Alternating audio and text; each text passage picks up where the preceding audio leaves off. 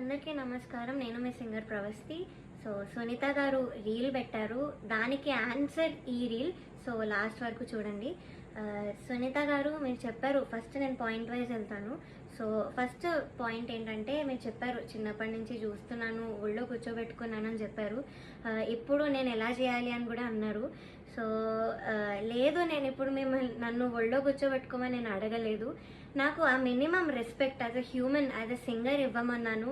And మీరు రీల్లో ఎంత బాగా మాట్లాడారో, రియల్లో కూడా అంతే బాగా మాట్లాడుంటే ఇవన్నీ అయ్యేదే కాదు మ్యామ్. సో అదొకటి. పాయింట్ నెంబర్ 2, నాకు కన్సిస్టెన్సీ లేదని కూడా చెప్పారు. చిన్నప్పుడు ఎలా పాడావో ఇప్పుడు అలా పాడట్లేదు అని కూడా చెప్పారు. Okay, that's your opinion, I totally respect that. So నేను దాని మీద ఏం మాట్లాడట్లేదు. సో ఇప్పుడు మీరు అన్నారు కదా నేను పూర్తిగా సాంగ్ సెలెక్షన్ విషయంలో మాట్లాడలేదని. సో మ్యామ్, మాకు ముందే రైట్స్ ఇవ్వడం జరిగింది, స్కెడ్యూల్ 1 ముందే. So Aditya music, Saregama, T series, mango music, so ఏవి మాకు ఇచ్చిన రైట్స్. మేము ఈ రైట్స్లో నుంచే సాంగ్స్ చూసి ఇచ్చాం వాళ్ళకి. సో నా సాంగ్స్ రిజెక్ట్ చేసిన కారణం అయితే రైట్స్ ప్రాబ్లం కాదు. దేనిలో కూడా జరిగిందో చెప్తాను. ఇది రాఘవేందర్ రావు గారి ఎపిసోడ్లో ఆయన చేసిన మంచి డివోషనల్ మూవీస్ నుంచి నేను మంచి డివోషనల్ సాంగ్స్ ఇచ్చాను లిస్ట్లో. ఇస్తే కాల్ చేసి ఇలాగా ఇది డివోషనల్ రౌండ్ కాదు, ఇలాంటి సాంగ్స్ ఎవరు ఇచ్చినా కూడా మేము ఇవ్వము, అది ఇది అన్నారు Suman sir from Gnapika production house. So call చేసి చెప్పారు. ఇంకా I had no choice, but వేరే ఇంకా సాంగ్స్ దొరికిన సాంగ్స్ అన్ని పంపించాను లిస్ట్లో.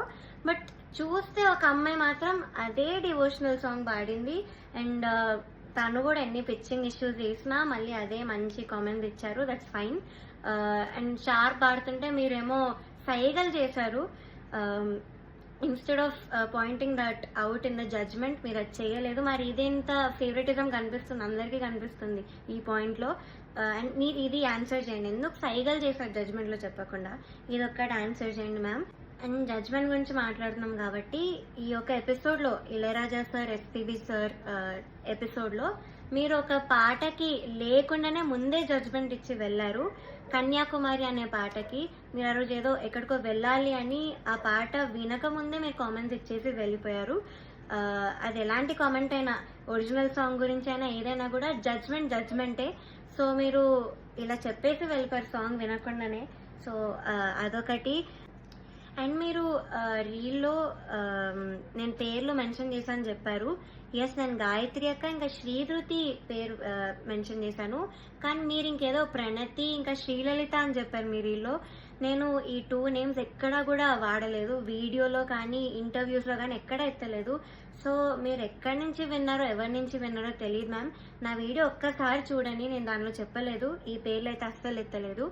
అండ్ శ్రీలలిత గురించి కూడా నేను ఎప్పుడు మాట్లాడాను, బికాస్ చాలా నాలెడ్జ్ ఉన్న అమ్మాయి, షీఈ్ అన్ అమేజింగ్ సింగర్. నేను తన గురించి అసలు మాట్లాడను.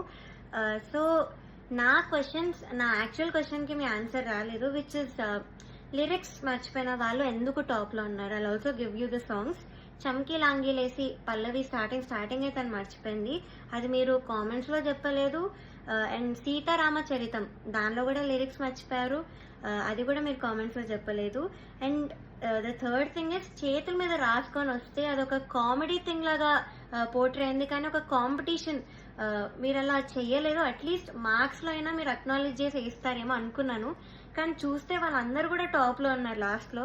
ఇక్కడ చాలా డిస్క్రిమినేషన్ కనిపించింది మ్యామ్, వెరీ హర్టింగ్. బికాజ్ మేము ఆ పాటలకి అంత లిరిక్స్ ఉన్న పాటలు, ఎస్పెషలీ మన భారతంలో నేను పాడాను, అండ్ అదర్ సాంగ్స్ కూడా డైలాగ్స్ కూడా ఉన్నాయి. మన భారతం అనే పాటలో చాలా చాలా లిరిక్స్ ఉండే, కానీ మేము అక్కడ లిరిక్స్ కరెక్ట్ పాడేవాళ్ళు కూడా మర్చిపోకుండా.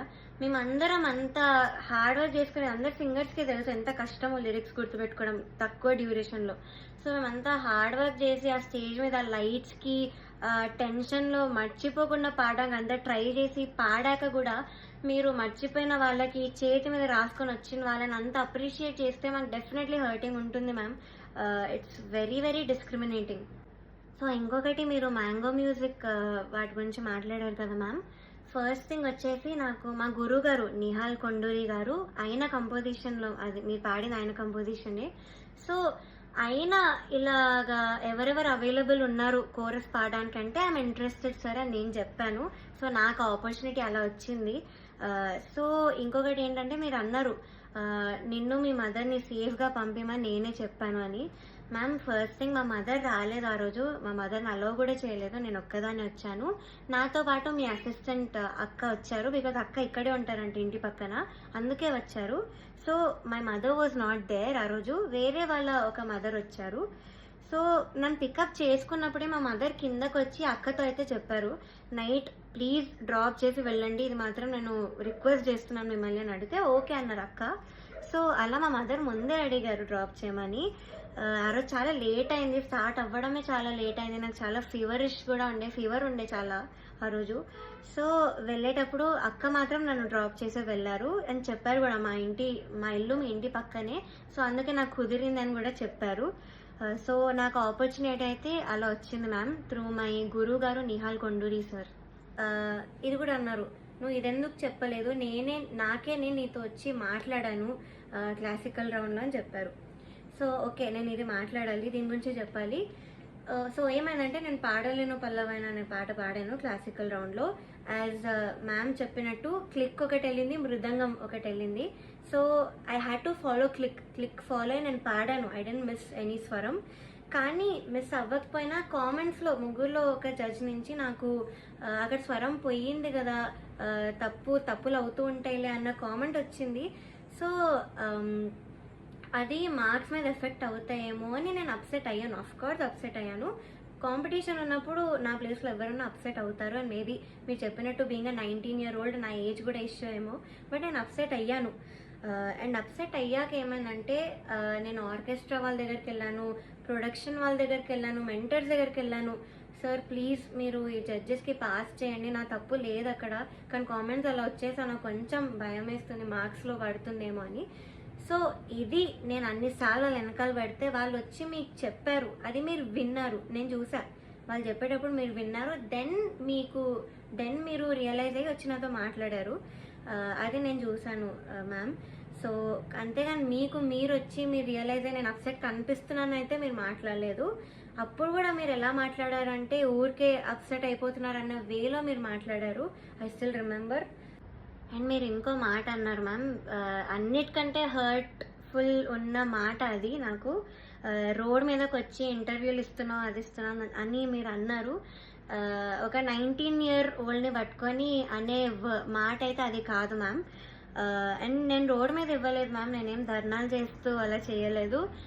ఫస్ట్ ఆఫ్ ఆల్ మా ఇంటి నుంచే జూమ్ ఇంటర్వ్యూస్ అటెండ్ అయ్యాను, అండ్ ఆఫీసెస్కి వెళ్ళే నేను ఇంటర్వ్యూ ఇచ్చాను. సో రోడ్ మీద అయితే నేను I don't create any nuisance. So మీరు ఆ మాట అనడం మాత్రం is very very wrong ma'am, I don't expect that from you. And ma'am మీరు ఇంకొకటి అన్నారు, నేను ఏదో రెవల్యూషనరీగా ఏదో చేశాను, ఏదో మాట్లాడానని. సో అది కీరవాణి గారు ఇలా వెడ్డింగ్ షోస్లో పాడే సింగర్స్ గురించి ఇలా అన్నారు కదా. సో నేను యాక్చువల్ స్టేట్మెంట్ ఏమన్నారో అది నేను చెప్తాను. వెడ్డింగ్స్లో పాడేవాళ్ళు నా దృష్టిలో సింగర్స్ కాదు అని అయితే సార్ అన్నారు. సో అది మీరు సార్ ఒపీనియన్ అని కూడా అన్నారు రీల్లో. సో అది నాకైతే ఒక ఇన్సల్ట్ లా అనిపించింది మ్యామ్, బికాస్ ఫర్ ఎగ్జాంపుల్ అంటే ఒపీనియన్కి ఇన్సల్ట్కి చాలా డిఫరెన్స్ ఉంది. సో నేను దానికి ఎగ్జాంపుల్ కూడా ఇస్తాను. ఇప్పుడు నువ్వు చేసే పని నాకు నచ్చదు అంటే అది ఒపీనియన్. నువ్వు చేసే పని అసలు అది నువ్వు మనిషివే కాదు, నువ్వు పని చేస్తే నువ్వు మంచోడివే కాదు అని అంటే దట్స్ అన్ ఇన్సల్ట్. సో నాకు ఇది ఇన్సల్ట్ అనిపించింది, and it's my opinion ma'am. Also మీరు ఒక వర్డ్ అన్నారు, ఓటమిని తీసుకోలేకపోతుంది అని. సో మ్యామ్ నేను ముందు చాలా రియాలిటీ షోస్లో కూడా ఎలిమినేట్ అయ్యి వచ్చాను, అండ్ నేను ఎప్పుడు కూడా ఇలా వీడియో చేసి నాకు అన్యాయం జరుగుతుందని నేను ఎప్పుడూ పెట్టలేదు. ఒక్కసారి మీరు చూడండి, అండ్ నా ఏజ్ చూసుకొని మీరు అజ్యూమ్ చేసుకోకండి ma'am. Though are 19 years old, I have enough experience. నాకు 15 years ఉంది మ్యామ్ ఎక్స్పీరియన్స్ రియాలిటీ షోస్ వాటిలో, and I know how to take a failure. And నేను వీక్ పర్సన్ అయితే కాదు. చిన్న ఏజ్ నుంచే నేను చాలా హార్డ్ వర్క్ చేసి నా ఫ్యామిలీ రెస్పాన్సిబిలిటీ అంతా కూడా నేను తీసుకున్నాను. సో నాకు తెలుసు మెంటల్ ప్రెషర్ని ఎలా హ్యాండిల్ చేయాలో, అన్నిటినీ ఎలా హ్యాండిల్ చేయాలో నాకు తెలుసు మ్యామ్. సో నేను చాలా స్ట్రాంగ్గానే నించున్నాను ఇప్పుడు.